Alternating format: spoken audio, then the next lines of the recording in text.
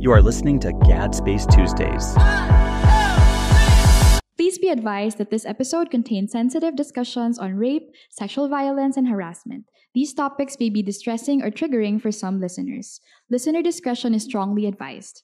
If you or someone you know is experiencing abuse or any form of violence or harassment, you may contact the Violence Against Women helplines listed by the Philippine Commission on Women. Visit pcw.gov.ph/violence-against-women-helplines for more information. Hi, everybody. Welcome to Gad Space Tuesdays, #ILS Talks. This is the podcast of the Institute for Labor Studies, the policy research and advocacy arm of the Department of Labor and Employment. As one of the banner activities under the 18-day campaign to end violence against women, or VOW, ILS is launching the first season of the podcast. And of course, Gad Space Tuesdays, it'll be released every Tuesday. For the first episode, we are going to talk about patriarchy, gender-based violence, and safe spaces. Those three things that I think are very fitting for the theme of the 18-day campaign. Of course, we are all united to end VOW for a VOW-free Philippines. I am Athena, and I will be hosting the podcast, and I'm also a member of the ILS Gender and Development Focal Point System, or the GFPS. So before we get right to it, I would like to introduce my members who are here with me in the podcast. Can you say hi to the podcast, Dieter? Good day, Miss Teen. So, my name is Dieter. I am a member of the ILS GFPS, Technical Working Group on Policy, Advocacy, and Communications. And I'm so excited to talk about these topics, yung patriarchy, gender-based violence, and safe spaces na sinabi nga po ni Miss Teen kanina. And understand kung saan nga ba ito nanggagaling. Sino ba yung, ano bang root nito? Bakit natin siya kailangan pag-usapan? Yes, definitely. That is a very fitting introduction of our discussion today. But we also have another member with us. Hi, Jo. Welcome to the podcast. Hi, Miss Teen. Hi, everyone. So, I'm with Dieter po sa Technical Working Group for Policy, Advocacy, and Communications. Just like him, very excited po ako na pag-usapan yung mga concepts about gender-based violence and kung ano rin yung pwede natin gawin para mapigilan siya or kung ano ba yung magiging role natin para mas maging mas maging friendly yung ating environments para sa women, kasama na rin po yung LGBTQIA. Yes. Creating safe spaces. I think that's the third word in our title for episode 1. So patriarchy, gender-based violence, and safe spaces. That captures the flow of our chikahan today. Yes. So thank you so much, guys. Welcome. And finally, the podcast is happening. So the ILS, has been planning to do this for a while. But we're very excited, of course, that here under the 18-day campaign, we are launching the first season. So let's get right to it. The first word, patriarchy. So just, to tell the audience that before we started recording, we were, reading up, of course, on the topics, the themes that we will be talking about, and we got curious about patriarchy and what does it mean, diba? We talked about the root words literally just minutes ago, and it means pater, so father, and archein, to rule. So they literally mean the rule of the father. So that's patriarchy. How about you guys? What is your idea of patriarchy? Like when we talk about violence, gender-based violence, why do we always go back to the roots of patriarchy? So, ako na lang po muna yung unang sasagot because sa mga studies po na nababasa natin and even before na mga usapin na din siya. So, ang patriarchy, ito yung mga naghahari, yung mga mostly men in the society. Sila yung may kapangyarihan pagdating sa usapin ng politika, pagkakaroon ng leadership roles, ng authority, yung mga privileges, parang sa kanila nakasentro. And sino nga ba yung madalas, at bakit nga ba madalas natin siyang pinag-uusapan? Because of the root causes. Saan ba nagmumula yung patriarka? Nagmumula siya dun sa mga perpetuators kagaya ng kalalakihan na sinasabi na din sa mga babasahin even before na sila talaga yung pinakasentro kung bakit nagkakaroon ng mga gender-based violence and VOW, yung violence against women. Exactly. That's why in conversations about VOW, about gender-based violence, it's always the women, no? Yun nga, ang nakakaranas at kalalakihan nga ang mga perpetrators, no? Not all men, but somehow always a man, still a man, 'di ba? Yun pa din yung yun pa rin yung nananaig, no? In terms of the statistics, the narratives, they victimize women, and yung patriarchy nga, no, parang nakaaangat, 'di ba? It's really about the subjugation of women, that women are less, no? And naka-embed yan sa cultures, sa societies, and perhaps sa mga pamilya, 'di ba, sa mga mga workplaces, may mga remnants pa din, or patriarchy still exists, no, in many many forms. How about you, Jo? Do you have things to say about patriarchy?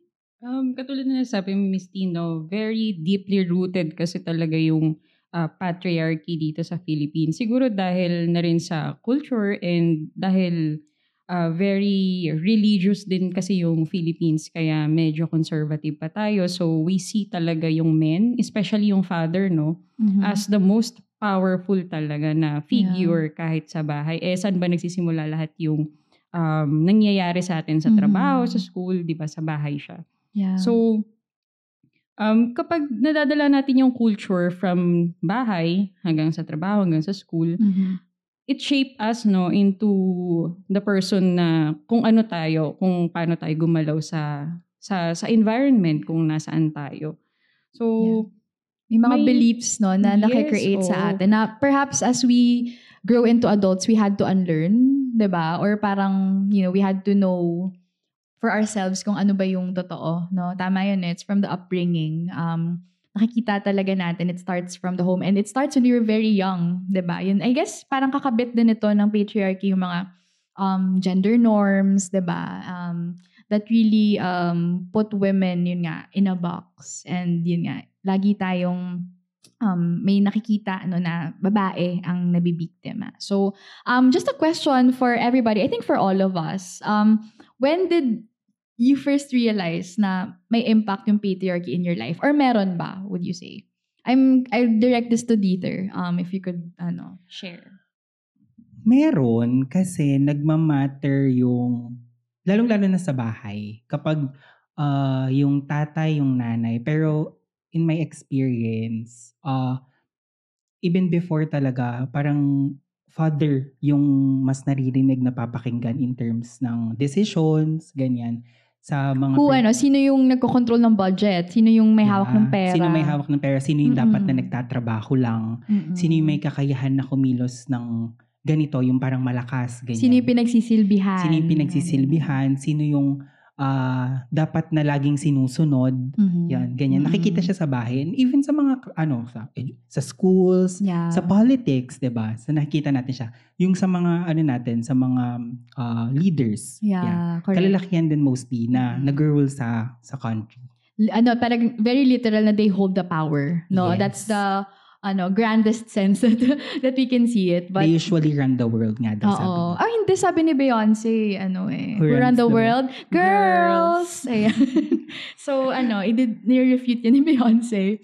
But yeah, for me, I just wanted to share, I guess, yun nga, since I was young then, although I had no idea na that was patriarchy at work, no? It was changing my behavior. It was always having to carry a jacket or having to cover myself. It was, taking all the extra precautions to be safe. Diba? I think, parang, because connected nga yung patriarchy to behavior or like the violence that men can induce or anybody can induce on women. Diba? So, yeah, I had to, to feel it and experience it. And I think I'm not sure about the exact statistics, but in terms of being victims ng mga ganyan, like women and girls, diba? When we were preparing for this 18-day campaign, we had to read up on that, no? Kasi yun naman yung talagang pinapalaganap ng PCW to know na while there are strides in for the country to get to a world or yun nga, na may gender equality, we still have a long way to go. Diba? So, ayun, experiencing it firsthand. And I feel like baka lahat ng babaeng kilala mo, 'di ba, has experienced some form of gender-based violence, 'di ba? And that is a very sad reality, no? And yeah, we just always sort of feel unsafe, no, usually. How about you, Jo? It doesn't really have to be, siguro first-hand bistin. Kasi, kahit yung mga natin, yung media, yung lang, di ba, yung mga nakikita natin. And yung mga naririnig natin sa mga kakilala. For example, nananakit yung lalaki sa bahay. Pero laging ang sinasabi sa atin, no, hindi dapat masira yung pamilya or hindi dapat mawala ng tatay yung mga bata. So, makikita mo yung power ng lalaki na, so kahit anong gawin niya, dapat magstay yung family kasi kailangan ng tatay. So, and it's somehow the burden of yes, the wife, no, or the mother. Diba? Pero she gets blamed for it pa din kasi why did you stay? Parang may ganun pa yan, no? Like there are many ways na parang nagagaslight pa yung mga kababaihan. And it's either way. Parang, bakit ka nagsistay? Kapag nagstay siya doon sa marriage na may abuse. And kung aalis naman siya or magrereklamo siya about the abuse, anong tanong sa kanya, di ba? Yeah. Baka naman hindi mo na-fulfill yung role mo as wife, as babae. So, bakit ganun yung angle nung pagko-question natin ng problema, no? Laging nasa babae, hindi natin tinatanong, ano yung problema nung lalaki? Bakit siya nananakit? Ano yung nagko-cause nung abuse? Bakit yung lalaki lang yung may nang-abuse? So, hindi tayo tumitingin sa ganong angulo. Palaging ang lagi nating tinitingnan, ano yung kulang or ano yung hindi magawa nung kababaihan. No? Kaya dun sa mga statistics nga natin, nabanggit natin, no? Yung percentage ng women na nakaka-experience ng physical tsaka sexual violence, no? Ang laki-laki niya at the age of, starting ng 15 years old hanggang 49 years old. Physical violence only sa 15 to 49 years old, 7.6. Diba? Parang sobrang laki niya. Yung total number of women na nakaka-experience nito, 19,228. 2025 fact sheet from the Philippine Statistics Authority, no? Ang laki, parang sabi, 19,000 lang naman eh. Exactly. Pero 19,000 is 19,000, no? And that's what's reported lang. Yes. And diba? ano yung ginagawa nung 19,000 na to deserve yung violence na yun? And usually these are by their intimate partners, by people they know, diba? That's the gravity of the situation. Right. And when you mention the age, no, it could be as young, who knows? It could be a baby, it could be a child, no, experiencing these forms of gender-based violence and sexual violence, diba? So, I think nakakonect yun talaga kung bakit we have to always talk about it and bakit ang lakas dapat ng advocacy natin, no, to end vow. That's very much the message of the 18-day campaign, diba? And also, while on that topic, of course, we mentioned sexual violence na nga, so that's a form of GBV. There's rape culture. And that is the direct link, no, of the patriarchy to sexual violence, wherein abuse is normalized, played down, and laughed off, and where women and girls are seen as less than men and boys, no? It's also a set of beliefs that encourages sexual aggression of men and supports violence against women. So ano siya, naging continuum, naging loop siya. Parang generations of women, ito talaga yung kinagisnan, ito na yung makikita, no? Hanggang kung mga apo na naman nila, ganun pa din yung sitwasyon, di ba? Specifically ako kasi I come from a female-headed household. So majority kami babae. I think may lalaki lang sa amin, tito ko lang, and ganon. So puro kami babae talaga. And may mga like trauma and common experiences that is sadly like the reality for a lot of women, no?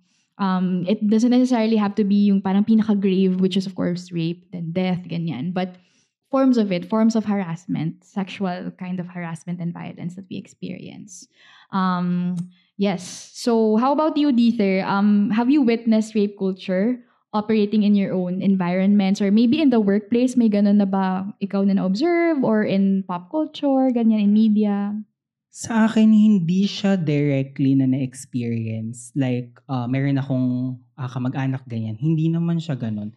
Ang sa akin lang, masakit kasi bakit natin kailangan ng rape culture? Ba't nagpo-foster yung kultura ng rape dito sa country natin? And feeling ko ang magandang masasabi dito ay nakikita natin siya sa media kasi. So, it affects how the media represents or shows kung bakit ito namamalagi sa pang-araw-araw natin. Paano ba pinapakita ng media ang kababaihan, no?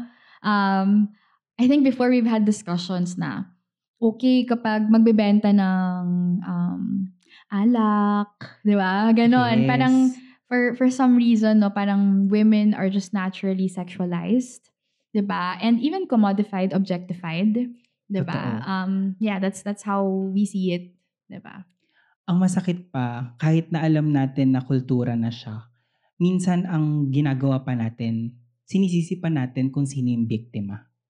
Kunwari, may lalaki at babae, ni-rape ni lalaki si babae, and nagpapulis siya dahil nga ganun yung ginawa sa kanya. Ang ginagawa ng mga tao, imbes na tulungan siya sa kung ano yung problema niya, ay parang pinalalala pa ito at bakit parang sinisisi pa natin siya. Anong suot mo? Bakit? Typical, kasi diba? gabi ka na umuwi. Bakit ka kasi nasa labas pa, gabi na? Tama. Bakit kasi Ba't wala kang kasama? ka sa iba? Oo. Babae ka. Di ba? Oo. Dahil babae ka, you have to alter behavior. Yun yung masakit kasi parang hindi natin, lagi lang tayo nag-advocate ng mga ganitong usapin pero hindi talaga natin siya pinapractice. Parang kailangan natin laging i-validate yung nararamdaman ng iba para malaman talaga natin na naramdaman niya kaya ito. Parang ganun. Hindi, kapag kasi biktima ka ng rape, hindi mo kasi siya masasabi na simple lang siya eh. Sa naramdaman ng babae na ginahas or inabuso, ito yung trauma na naramdaman niya nung panahon na yun, nung oras na yun. So, yes. Dapat ina-acknowledge natin yun. Exactly. Always believe women, no? Lalo na kapag ganyan na mga as serious as rape, you know, that kind of sexual violence, diba? But yeah, definitely you bring up the concept of victim blaming. That's really like a common narrative, lalo na I guess in our culture, no, in the Philippines. We have a long way to go in believing victims. And supporting them, making sure that they get justice, provided that they report, diba? Napakalaking issue yun eh, yung parang, okay, ito yung statistics, pero ito yung reported lang. Ito talaga, pero we project a lot more na nararanasan no, ng mga kababaihan.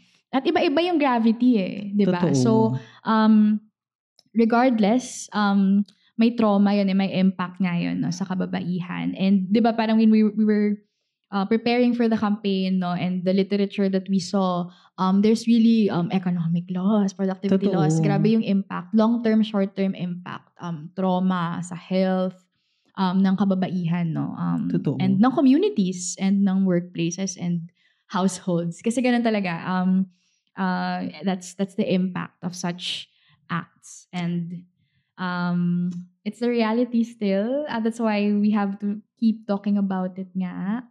And I guess sana paunti-unti. We're progressing. 'Di ba parang before we were talking about are we moving to a time na where hindi na normalized no yung mga rape jokes. Totoo. 'Di ba? Meron na dyang mga woke na daw. Oo, woke. I like that. I love being And this is the woke. culture that I love. I am awake, you guys.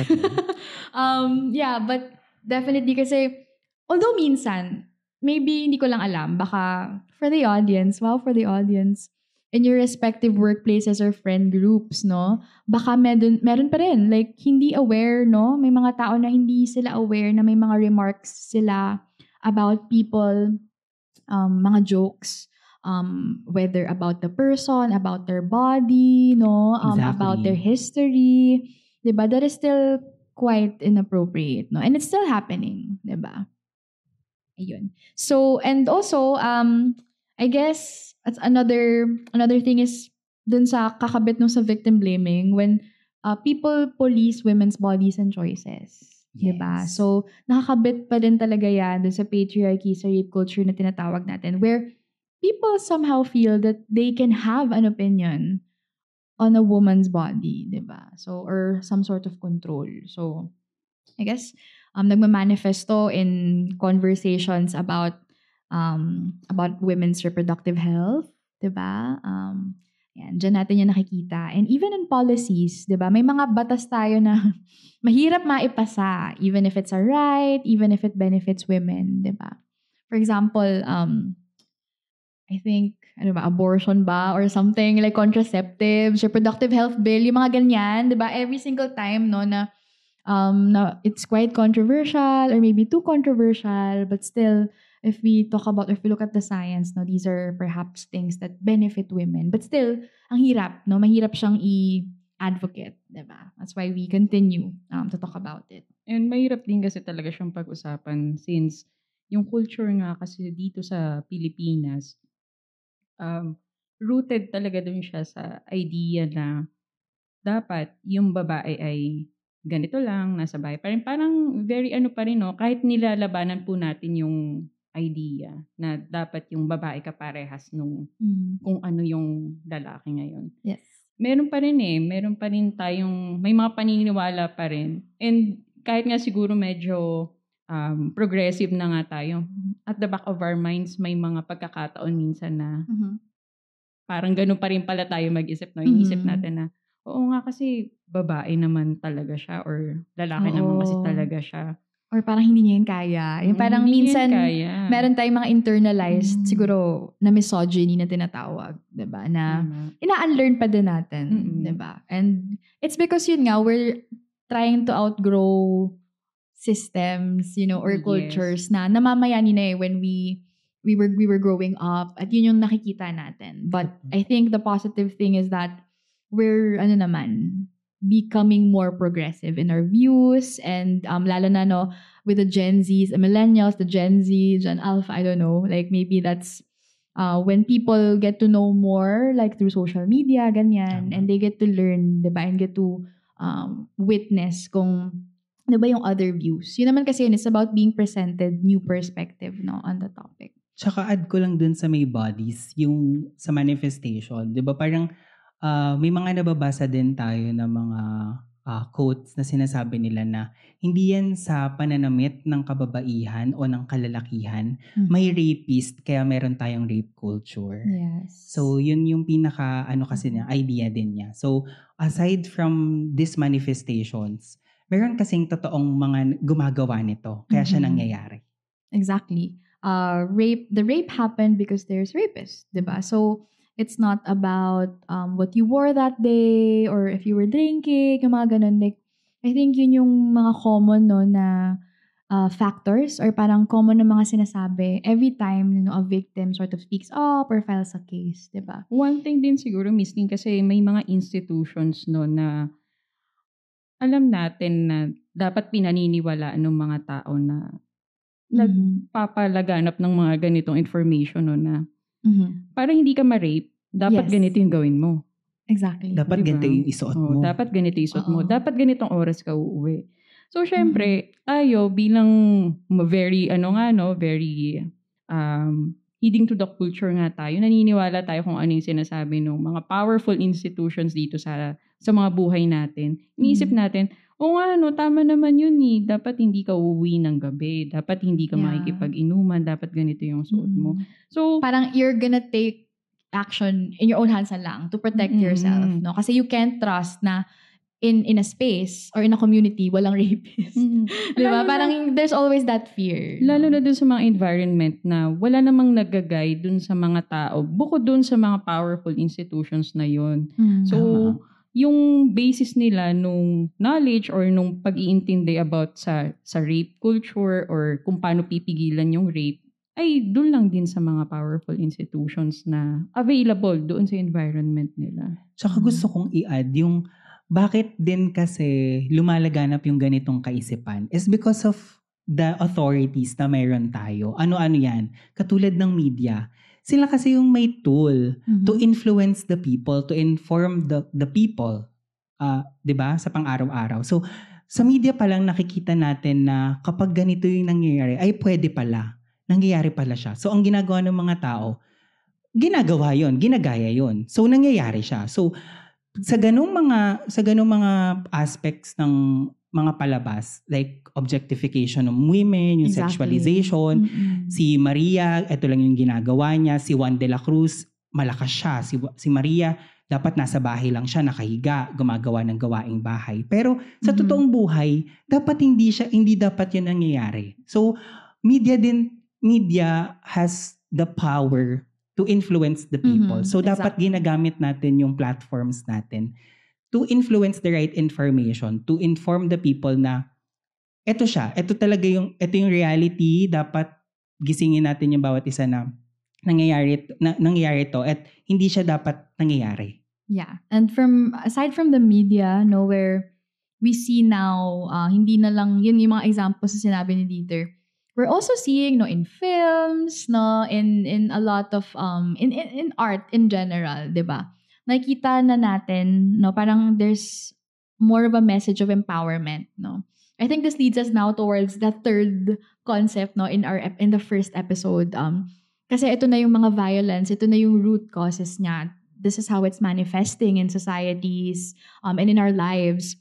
Then what? Diba? That's the question eh. And in terms of policy, of course, in the Philippines, we have it all in place. Diba? Parang hindi naman tayo nagkulang ever Totoo. in mechanisms and policies to keep us safe. No? Tama. And a part of that is safe spaces, diba? Which we of course celebrated kasi parang okay, it's a law that really protects us, that really ensures the welfare and safety of women, diba? So, ayun, safe spaces. Now that we're on that topic, siguro kay Jo, how can you say, Jo, that safe space for you personally? Safe space? Ang broad pa kasi talaga nung definition ng safe space, no? Pero kung tatanungin ako kung ano yung safe space, una, dapat safe ako. Yun yung pinaka siguro magandang explanation ko kung ano yung safe space for me. Una, dapat safe ako. Pangalawa, dapat hindi ako natatakot gumalaw or hindi ako natatakot magsalita or hindi ako natatakot kung sino yung mga kasama ko doon sa space. Yeah. Tapos siguro, hindi ako natatakot kung ano yung mangyayari sa akin doon sa space na yun. Exactly. Or if parang there's something that can trigger or may person that could cause harm, no? Yun yung mga threat to that safe space. Ang context mo ba dyan ay office or parang in general? In general. Kasi hindi lang naman, though mas marami yung oras natin sa office mistin. May oras din kasi tayo dun sa commute, may oras tayo sa bahay, may oras tayo sa mall para i-entertain yung mga sarili natin. And may other spaces pa tayo na pinupuntahan. Perhaps in all spaces. Yes. All spaces need to be safe. Kasama sa bahay actually eh. Oo, even I think even more so in the homes. Yes. My God, I think it's such a taboo thing. And siguro wag na tayong bumalik. But yeah, a lot of violence as well is caused by like family members, ganyan. So correct yung bring up mo na nako-cover ba yan sa safe spaces, 'di ba? Again, it's someone that we know, it's a family or an intimate partner, no. How about you, Dieter? What is a safe space for you? Ang sa akin po, Miss Tien, ang safe space, ito yung isang espasyo na hindi tayo nadidiskrimina, malaya tayo nakakapagsabi ng sinasabi natin, malaya tayo nakakapagpahayag ng mga opinyon, nararamdaman, emosyon natin, nang walang nagagalit o walang nakakapansin o pumapansin sa mga kilos natin. Yung parang kahit na ano yung gawin natin dito sa lugar na to, okay lang. Kasi nga, we can exist. Exist tayo. Tapos, malaya, kumbaga, na napapahayag natin kung ano yung opinion natin. And would you say that in your daily life, you feel naman na you're in a safe space? Siguro oo, kasi sa workplace, sa tahanan, at sa labas, yun naman. Yung ngayon na, kaya maganda din na natutuwa din ako kasi may mga pinapasa tayo mga batas na about it and progressive na nga yung community natin compared before na dati talamak, 'di ba? Kaya maganda na ano din siya na ipasa or may mga batas tayo about O bawal bastos dito. law, Yung 'di ba? bawal Yun bastos naman law. 'yan. And yeah, I guess rooted din siya no sa ramped up efforts of local governments, 'di ba? Yun nga, and implementers no of the law. Kasi I think yun naman yun, kailangan we should be able to commute without fear, kahit yung last trip ng LRT, di ba yung mga ganon, Tama. we should be able to walk sa mga eskinita, ganyan, without fear. But that, I think there's still a long way to go no, in that regard, lalo na in certain places. How about in workplaces? Can we talk about safe spaces in the walls of where we work? Ayun, how would you feel safe no in your work? Ano dapat yung nag-e-exist dito? Sa akin, kapag sa workplace, since dito naman tayo madalas and most of our time, dito naman yung ginugugol natin, mahalaga na naipaparating natin sa management kung naipapadala natin. Dito sa workplace naman kasi mas matagal yung oras natin. So maganda na tayong mga empleyado, nasasabi natin yung mga gusto nating sabihin, malaya tayong nagagawa yung mga gusto nating gawin, at nagiging tayo mismo sa sarili natin kasi karapatan natin siya eh. Yung sinabi ni Jo kanina na makakapagsalita ako, I can speak freely, voice out concerns if meron, 'di ba? Perhaps yung sinasabi mo dito, it's really a space that is able to protect everybody and walang retaliation, 'di ba? Yes. Kasi gano'n naman just really voicing out and being heard, being seen, 'di ba? I think important components 'yon no of a genuine safe space. And ayun, sige, you have something to add. At saka yung inclusivity. Kasi dapat belong tayo dun sa safe sa space na iyon. Oo nga, no discrimination whatsoever, 'di ba? Parang in terms of policies, siguro in the private sector, public sector, in place na yung mga yan eh, 'di ba? Like you are free to express yourself, 'di ba? Be your authentic self, and be comfortable in your own skin, especially where you work. Sabi nga ni Dieter, no, most of our time nandito in our offices, and I don't know like for you guys, but I see you more than I see my family. I see my colleagues, my workmates more than I see my family, di ba? So it has to be a safe space, of course. There needs to be mechanisms in place that prevent, no? Kasi yun I think dapat in place nga naman yung mga mechanisms to make sure that no one is allowed to harm anyone, damage anybody's reputation, or do anything really that harm their colleagues, no, their workmates, and more so nga yung mga kababaihan, 'di ba? Kasi mas vulnerable pa rin talaga tayo in that narrative. Ayan. Interestingly, Miss Tin, no, to add doon sa mechanism na sinasabi ni Dieter, kapag may reporting mechanism nga daw, mas safe, mas nararamdaman ng mga tao na safe sila. Kasi alam nila na kapag may nangyari, yes, meron silang mapupuntahan or meron silang malalapitan about doon sa problema nila. Those are the mechanisms. Yes, so nag-add siya ng feeling of safety doon sa mga tao, sabi din doon sa mga studies, no. Kapag effective daw yung mga mechanism, especially a grievance mechanism. Sila LMCGM ba yan? Oo, ganun ba? Oo, that's a study. Sabi ni Fenwick, kapag daw effective yung mga bagay na yun, tumataas yung level of feeling ng mga tao sa workplace na maging safe. Exactly. At the same time, na-empower silang mas magsumbong kapag nakakakita sila ng inequality or ng abuse. Totoo. So, mas napipigilan yung pag-ulit ng abuse or ng inequality dahil nga nagtitiwala sila na kapag may mechanism, may mangyayari. They're protected. Yes. There will be justice, no? And at the same time, siguro in the topic of patriarchy, sexual violence, no, and harassment, dapat din yung Committee on Decorum and Investigation, of course, the CODI, ayun nga, in the context of workplaces, it has to exist. Kasi yun talaga yung yun yung mag-handle, no, ng mga ganitong it has to exist situations. Kasi nasa batas din siya. Exactly. Diba? So yun yung mga mechanisms, some examples that can handle, can address, and can help protect, no, everybody, but more so women, diba? Because as they are more vulnerable to the violence, to all that we have talked about, no, today. So yun, perhaps we've talked from beginning, no, the route to where we want to go. So patriarchy, we want to get to safe spaces, and hopefully we have that, no.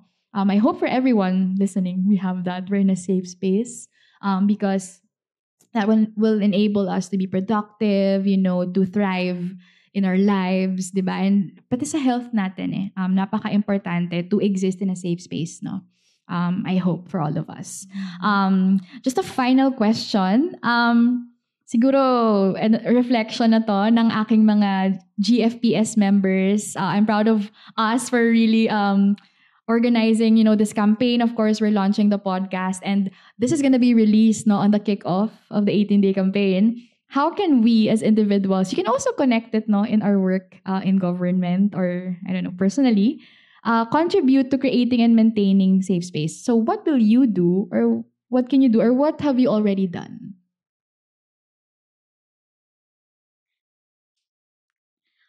Actually, sabi sa mga studies, no, especially sa United Nations, we're like 100 plus years away pa para maging gender equal. Correct. Wala pang bansa na may gender equality. So, yung gender equality, hindi daw siya mangyayari in our lifetime. So, ano yung ginagawa ko para makapag-create ng safe spaces or para makapag-contribute dito sa advocacy na to? Itong pagsasalita about doon sa advocacy ko rin, no? Kasi, when you speak up, doon siguro talaga magsa-start, Miss Tin, no? Yung pag-speak up talaga. When you speak up, tapos nakita ng mga tao na, ay, may nagsasalita or may nagsusumbong, may nagre-react about this issue, you influence kahit konti lang And the few people that you influence, pagdating ng 2 araw, 1 linggo, 3 linggo, buwan, taon, dadami siya kahit paunti-unti, no? So, baka mabawasan yung 100 years na layo natin doon sa pag-achieve ng gender equality. Grabe yung 100 years. Yeah, pero I agree with you, Jo, kasi it's about speaking up and making sure na hindi mo tinotolerate yung mga like certain behavior, no? Lalo na kapag yun nga nagpo-perpetuate nga ng rape culture and yun, patriarchy, diba? We speak up and we make sure hindi siya normalized. If it's a rape joke, if it's an inappropriate joke, we don't have to laugh. Diba? We can genuinely react kung hindi yun okay. Diba? And to speak out. So, that is very important kasi dapat pinapakita natin yung okay, yung appropriate, yung hindi appropriate. Diba? We do not tolerate. Ganun na tayo dapat. We should exist in a society na or in spaces na kung saan tayo active, no? We play an active role in protecting everybody else, no? Whether hindi lang sa kababaihan di ba? Of course, for the men, yung mga kalalakihan, which is the second episode. And then they also have a role, but they're also victims. Nagiging biktima din sila no, ng mga sinabi nga natin kanina. So, it's about all of us taking part in building a safe space and being active nga in speaking out. And yun nga, just having grit, di ba? And kasi minsan uncomfortable siya Minsan, yun yung mga difficult conversations that, minsan isipin mo, should I just keep the peace? Should I just keep quiet about it? Ganyan. Depende rin on who you are speaking out against. So, it challenges us no to be even louder. Diba? I think yun yung message. Maganda. Kaya itong campaign na to na-amplify yung call. Kasi 100 years, my God, we have a long way to go. Although may mga rankings na parang, si Philippines, ito na yung progress niya. Diba? But again, there has to be that, i-acknowledge natin that we have a long way to go no to get to a truly gender neutral or yung gender transformative no na society. And yung mga hard conversations na katulad nito, nagsisteer kasi siya ng discussion. Was this hard? I think this was fun. It's fun, pero siguro for other people, hard siya kasi, ayun nga, for them, hindi dapat pag-usapan yung gender equality. Nakakain ba yan? Peripheral issue nga daw siya. Secondary issue nga daw yung women's issue, di ba? Tapos, pag sinabi kasing gender equality, lagi nga ang association sa babae lang, hindi naman, kaya nga gender, di ba? Walang sinabi na if you female want- or women. Correct. Or if you want to talk about women empowerment, may misconception, may mga sentiment na, so ibababa yung mga kalalakihan. Yung mga ganun, diba? Like somehow, it always becomes a competition of who's more oppressed. Diba? Or- Kung sino yung mas biktima. Or iniisip nila na, women empowerment, hindi kasama yung kalalakihan dyan. Oo. Di ba, dapat Mm-mm. parang whole of a nation approach siya dapat. Everyone kasama benefits, no? Kasama yung Oo. school, kasama yung mga bata, kasama yung kalalakihan. Exactly. So, ang ganda na nitong prelude to the next episode because we're gonna dive deep into the topic, men's role naman and ending vow. But how about you, Dieter? What are your reflections and how do you contribute in creating safe spaces? In terms of contribution, personally being involved, getting involved in several advocacies related to gender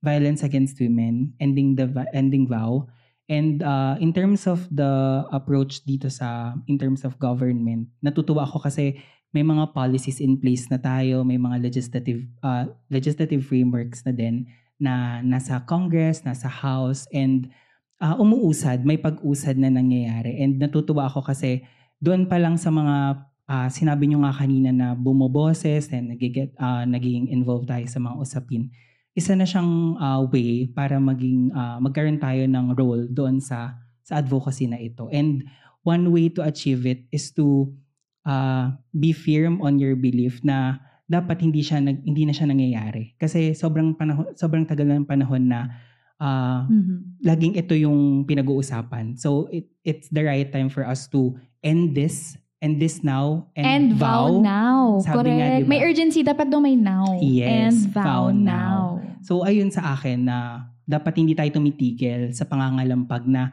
dapat hindi nangyayari yung violence against women.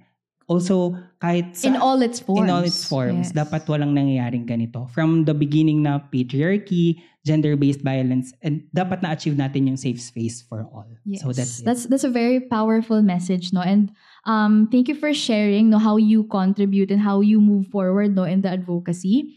And for all of us, of course, ito talaga siya, the fact that we are members of the GAD focal point system, that's a very big step already and big contribution, lalo na in our respective offices, the advocacies that we push forth, the message, the themes that we bring into the office, the topics that perhaps are taboo, uncomfortable. Let's talk about it, diba? So, malalaking mga steps yon, into contributing. Baka nga mga ilang taon din yung nabawas natin dun sa 100 years ni Jo kanina. Sana naka 5 years na tayo. But yeah, I hope the listeners as well, if you are looking for ways on how you can end vow, how you can contribute to the advocacy, be a member of an organization, or a movement, that be is an active change, sabi nga. yes. Kasi may pagkalampag ng sinabi si Dieter, parang kalampag. Oo. Tsaka maganda din palang i-add, last na Miss Tin, kasi Hindi okay lang kahit hindi pa last. maganda din i-add na para sa mga nakaranas ng ganitong relate dito sa usapin natin na violence against women, may mga institusyon tayo na pwede ninyong tawagan, may makikinig po sa inyo, and at the same time, hindi po ini-invalidate yung nararamdaman ninyo kasi totoo yung nangyayari at nangyayari yan sa lipunan po natin. Yes. The experience was real, and there's help, 'di ba? May mechanisms naman for them to be heard nga, para talagang maging safe, yung communities natin, yung spaces natin. At isa si Institute for Labor Studies doon sa nagagawa ng mga advocacy regarding ending violence against women. And this is a very big part of that. This first episode, the first season of the podcast, and we are going to discuss a lot more. So I'd like to thank Jo, Dieter. Thank you so much for Thank being you so much po. for being my guest, for episode 1. This was a very good start, to what we hope would be a series, of campaigns that help, advance gender equality and empower people, that are listening. So I hope you guys are listening. And To end, I'd like to announce that we will have a second episode. So we will release an episode on men opposed to violence everywhere, or MOVE. So we are going to talk about men's role in addressing gender-based violence in the workplace, home, and communities. So I hope everyone looks forward to that, and it'll be released next Tuesday. So this is Gad Space Tuesdays. And finally, for episode 3, to wrap up season 1, we will be releasing another episode on youth's role in ending vow. So ang mga kabataan naman, ano ba ang ginagawa to end vow? And I think maganda dito yung mga social media and all other campaigns that exist to create safe spaces. So thank you so much, everybody, for Thank listening. you. Catch the latest episode of our podcast on our ILS website at ils.dole.gov.ph. Again, I'm Athena, and this is Gad Space Tuesdays, #ILS Talks.